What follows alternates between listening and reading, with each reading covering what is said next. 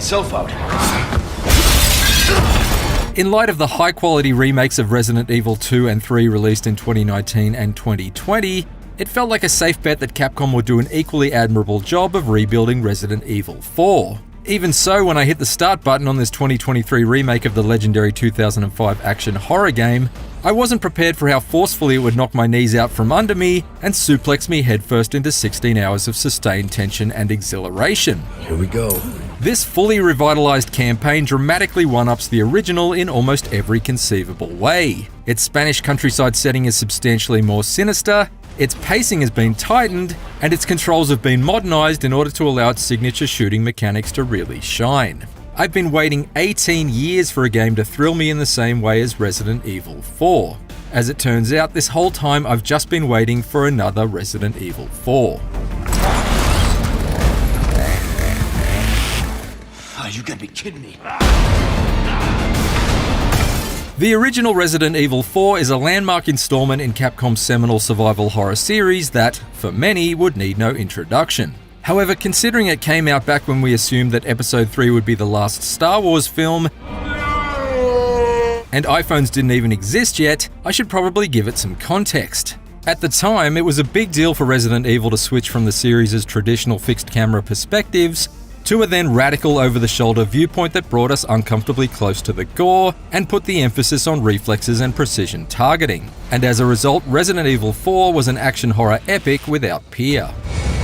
Its influence has subsequently been felt in countless other third-person classics like Gears of War, Dead Space, and The Last of Us, but it hasn't aged all that well. In preparation for this review, I returned to the original game for the first time in years, and was shocked at how badly this remake was needed. The movement of main star Leon Kennedy felt ridiculously restricted. He struggles to get around as though he's wearing an old pair of skinny jeans that haven't fit him since his police academy days, and is immobilized anytime he gets his gun out. By modern standards, it's absurd and would absolutely put off a lot of newcomers before they could begin to understand why this game is so highly regarded.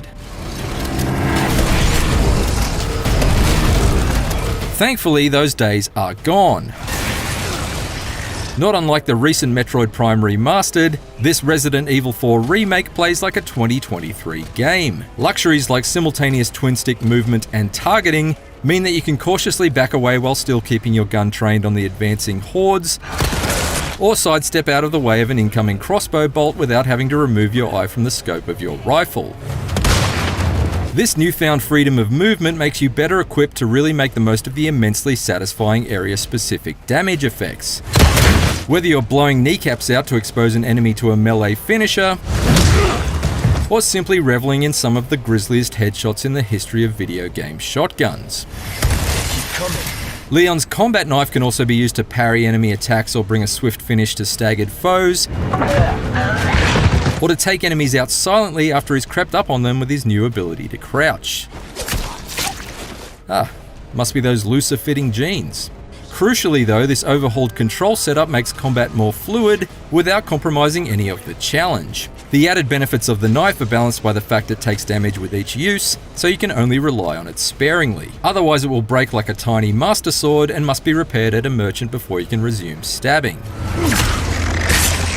Meanwhile, enemies move in dangerously erratic ways and have a tendency to quickly overwhelm in numbers, so you still have to make snap decisions when it comes to prioritizing targets. Resident Evil 4 may well give you a more functional toolset to aid Leon's survival, but you still need to keep your wits and reflexes sharp, because losing your head amidst a crowd crawling with a murderous mind-controlling parasite can swiftly result in Leon literally losing his. I also love how the tactile nature of almost every element in your surroundings can be used as a tactical advantage. Whether you're baiting the terrifying Dr. Salvador into clumsily carving his chainsaw through a crowd of his own minions, or setting fire to a cow so that it rages out of control and scorches everyone in its path. When ammunition is always at a premium, it's both practical and ridiculously entertaining to let a flaming hunk of hamburger do your dirty work. Many of you under 30 may have no clue what Resident Evil 4 is even about, but it's perhaps best described as riding a roller coaster that's careening off the rails to crash through a row of spectacular haunted houses. What starts as a fairly straightforward rescue mission with Leon sent into a small Spanish village in search for the US president's missing daughter Ashley, soon hurtles into a heart-stopping series of battles against towering trolls, desperate defenses against crazed hordes in boarded-up cabins, outrageous assaults on a heavily fortified castle, explosive minecart chases, and countless run-ins with some truly twisted freaks infected with the mutating Las Plagas parasite. All of which look consistently incredible reimagined on Capcom's RE engine. The original RE4's famously flabby final third has been tightened up considerably, and it all builds towards an improved and genuinely imposing final boss fight that took all of my skill and ammo reserves to topple. Of equal importance to its renovated environments and enemies is the anxiety-inducing audio design. Whether it's the manic chanting of its parasite-riddled peasant farmers, or the throaty rumble of a chainsaw motor idling in the distance, just listening to it all routinely had me inching towards the edge of my seat in anticipation for each enemy encounter. So when the carnage kicked off and the tension spiked, I had hardly any couch left to cling to. No food for you! At every step of the journey, there are enhancements both big and small. The original's gimmicky, quick-time event-heavy knife battle against Major Krauser has been transformed into a gripping blend of parries and counter-attacks. Too slow! While the frustration of escorting Ashley through certain sections has been significantly reduced by ditching her health bar, so you don't need to waste valuable green herbs on healing her. You hurt? No, I'm okay. Elsewhere, there have been considerable structural changes that make the environment feel more cohesive. For instance, in the original game, the lake area primarily served as the backdrop to a boss fight. But now you can fully explore the lake and its surroundings by boat, docking at various inlets to scour cabins and caves for additional puzzles, Some kind of shrine.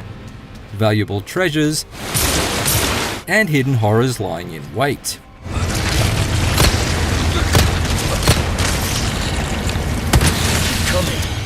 When you need to take a breather, the mysterious merchant returns to keep Leon topped up with a suite of dangerous devices like a quaint form of Q-branch. Welcome. What can I interest you in? Along with new recipes that allow you to craft the exact ammo types you want when out in the world, rather than having to rely on randomized drops. He also pays the bounties on the optional side quests that have been added throughout the campaign, which prove to be fun little diversions away from the story's murderous main path. These bounties are paid in gemstones which can be traded for unique items and upgrades, so although I was initially sad to see the iconic red dot sight removed from Leon's starting pistol, it only took me a few short quests to be able to buy one and fit it myself. As you wished. The merchant also gives you access to the new bolt thrower weapon during your first encounter, and its reusable bolts come in handy in the story's early hours when you're still finding your feet.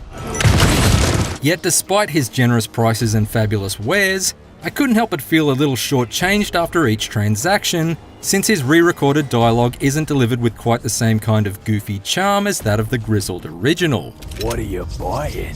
However, in the scheme of things, it says a lot for the overall quality of this remake, when the only minor black mark I can give it is for its slightly blander black market dealer. And if this is your first time playing, it likely won't bother you in the slightest. Whether you're a fan of the original or a newcomer with a hankering for some action-heavy horror of the highest quality, Resident Evil 4 is like a parasite-riddled Spaniard, a total no-brainer.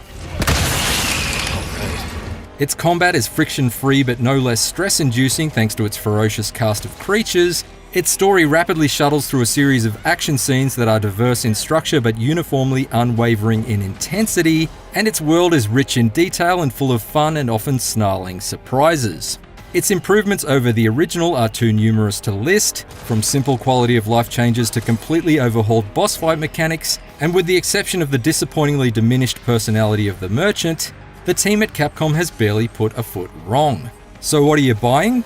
Only the most relentlessly exciting Resident Evil adventure of all time that's been rebuilt, refined, and realized to the full limits of its enormous potential. A wise choice, mate. Don't get yourself killed now.